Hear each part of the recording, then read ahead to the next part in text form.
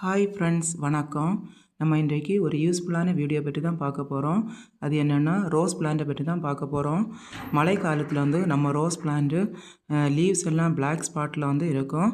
அதை வந்து நம்ம கவனிக்காமல் விட்டோம்னா அந்த லீவ்ஸ் எல்லாம் கொட்டி புது தளிர் வராமல் வெறும் ஸ்டெம் மட்டும்தான் இருக்கும். அந்த டைமில் வந்து நம்ம அந்த எக்ஸலண்ட் ஆன்டி ஃபங்கல் பவுட்ரு வந்து யூஸ் பண்ணோன்னா நம்ம ரோஸ் பிளான்ட் வந்து நர்சரிலேருந்து வாங்கிய ரோஸ் பிளான்ட் போல் லீவ்ஸ் எல்லாம் கொட்டாமல் புது தளிர் வந்து ஹெல்த்தியாக வந்து இருக்கும். அது என்னென்னா எக்ஸலண்ட் ஆன்டி ஃபங்கல் பவுடர் சாஃப் தான். இதை வந்து எப்படி செடிகளுக்கு கொடுக்குறோன்னு பார்க்கலாம்.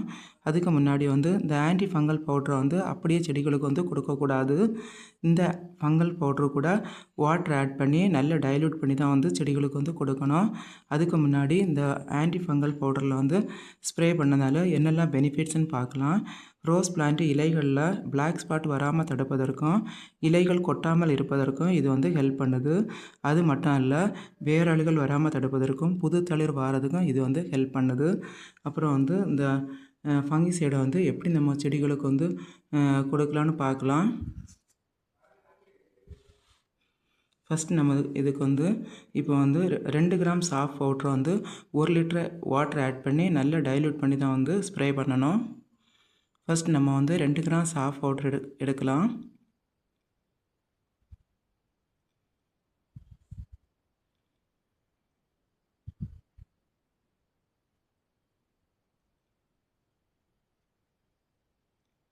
இப்போ நம்ம அந்த சாஃப்ட் பவுட்ரு கூட கொஞ்சமாக வாட்டர் ஆட் பண்ணி ஒரு ஸ்பூன் கொண்டு நல்லா மிக்ஸ் பண்ணணும்.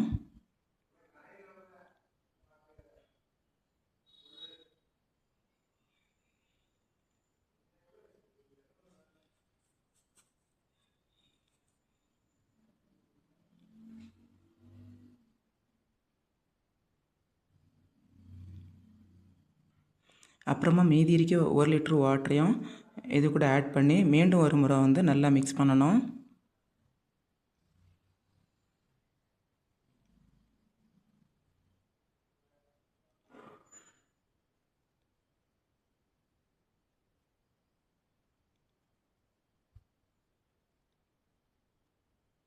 இப்போ நம்ம இதை வந்து ஸ்ப்ரே பாட்டிலில் ஊற்றி மூடி போட்டு மூடிக்கலாம்.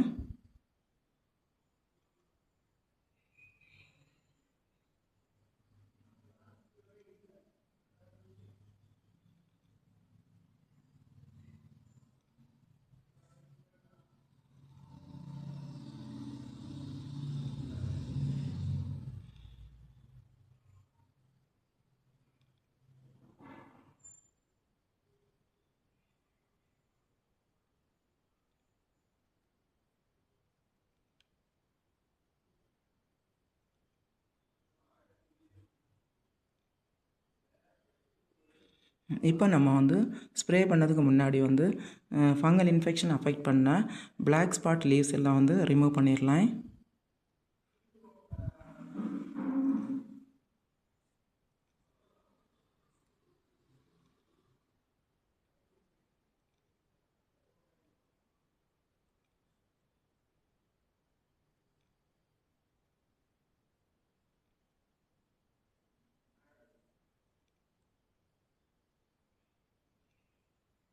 இப்போ நம்ம ஸ்ப்ரே பண்ணலாம்.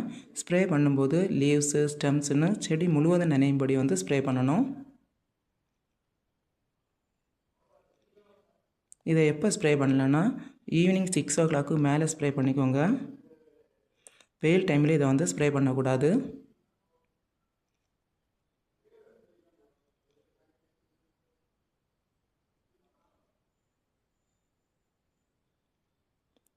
அப்புறமா இதை வந்து இந்த ஃபங்கிசைடை வந்து வேர் வழியாக எப்படி கொடுக்கலான்னு பார்க்கலாம்.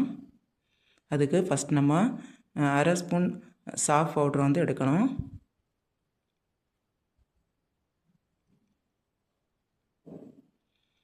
இதை இப்போ நம்ம வந்து 10 லிட்டரு வாட்டர் ஆட் பண்ணி மிக்ஸ் பண்ண போகிறோம். ஃபஸ்ட்டு நம்ம என்ன பண்ணோம்னா அரை ஸ்பூன் பவுட்ரு கூட கொஞ்சம் தண்ணி விட்டு நல்லா வந்து மிக்ஸ் பண்ணணும்.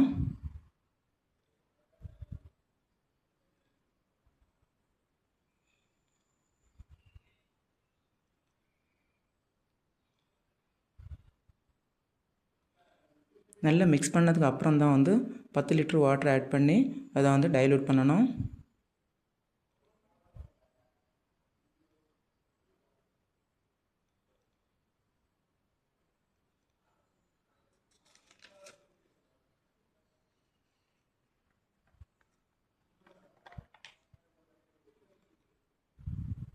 இப்போ இதை வந்து ஒரு பெரிய பக்கெட்டில் விட்டு 10 லிட்டர் வாட்டரை ஆட் பண்ண போகிறோம்.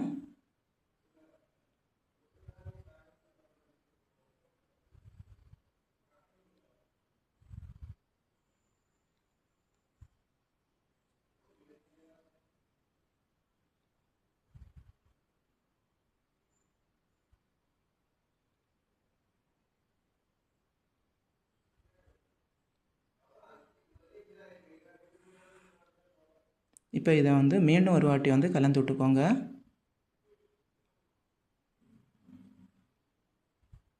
இப்போ இதை வந்து எந்த டைமில் கொடுக்கலான்னா ஈவினிங் வந்து 6 o'clock மேலே கொடுக்கணும்.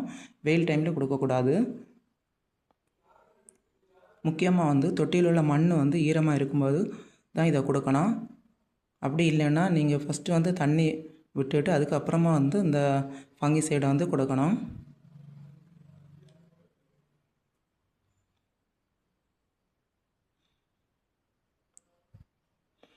இது வந்து தொட்டியில் உள்ள மண் முழுவதும் நனையும்படி வந்து கொடுக்கணும். இது வந்து எல்லா வகையான செடிகளுக்கும் வந்து கொடுக்கலாம். காய்கறி செடி, பழச்செடி அப்படின்னு எல்லா வகையான செடிகளுக்கும் வந்து இது கொடுக்கலாம். குறிப்பாக வந்து ரோஜா செடிக்கு வந்து ரொம்ப ரிசல்ட் நல்லா இருக்கும்.